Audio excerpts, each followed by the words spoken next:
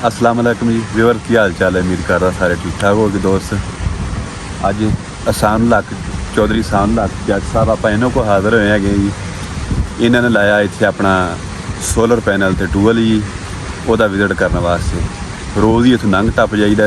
अज मैं रस्ते च वापस मुड़िया। मैं कहा भी देखते हैं भी इत्थे इन्होंने जो सोलर पैनल अपना लाया है वो टूबल चल रहा है 4 इंची का चल रहा जी। तो पानी भी माशाल्लाह वो ठीक कढ़दा पिया जी। तो वेखते नाल तुहानूं दिखाउने भी कितनियां प्लेटां लाइयां कितनी किलोवाट लग्या तुहानूं दस करते हैं जो भी बनता जी। लो जी यह चल रहा जी टूबल। तकरीबन कोई टाइम ला लो तुसीं कोई हो चुका है 11 का जी।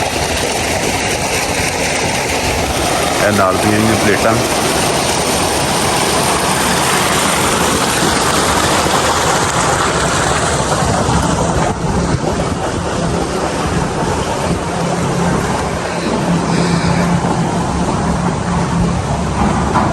प्लेटां सारियां जगह स्टैंड इन्हों का बनाना थोड़ा जहा काम पेंडिंग पिया। इधर नाल इधरली साइड के इतने इन्होंने मिस्त्री ला छड़े ने जी। वो कमरा तैयार हो रहा तो वजह तो कोई थोड़ा जहा ना स्टैंड जो वो लेट है। तो देखते हैं आप है कि कंपनी है 555 वाट कि कंपनी लोंजी 555 वाट लगी खड़ोती है जी। 32 ये आप पूछते हैं भाई साहब ने कितनी प्लेटां लाइया सी 34 प्लेटां लाइया 34 प्लेटां लगियां। तो ये अपना किन्ने हार्स पावर मोटर तुसीं जी लाई है मोटर 15 हार्स पावर मोटर लगी है जी। SP 95 का पंप SP 395 का पंप 395 का पंप जो लगा है जी। SP 395 जी। अजे तक सिर्फ इट्टां उट्टां उत्ते उन्होंने जोड़ छड़ियां जी।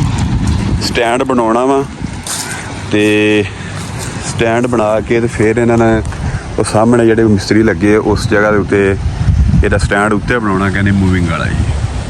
ये पानी चेक कर सकते जी। 11 बजे का टाइम है तो 4 इंची जी 4 इंची नाल वह पानी चलता पे जी। बाकी दोबारा फिर जाके उत्थे नज़दीक कोई वेखते जोड़ा कुछ सीन बनता जी। यह जोड़ा 22 किलो वाट का सिस्टम थले ओपन ही रख छड्या।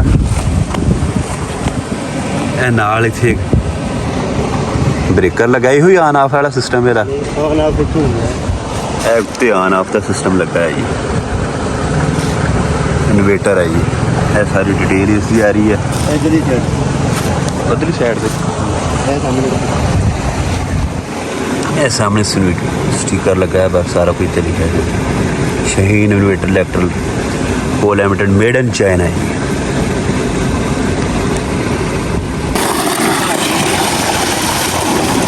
पानी का प्रैशर भी ठीक है जी। थोड़ा जा पी के चेक कर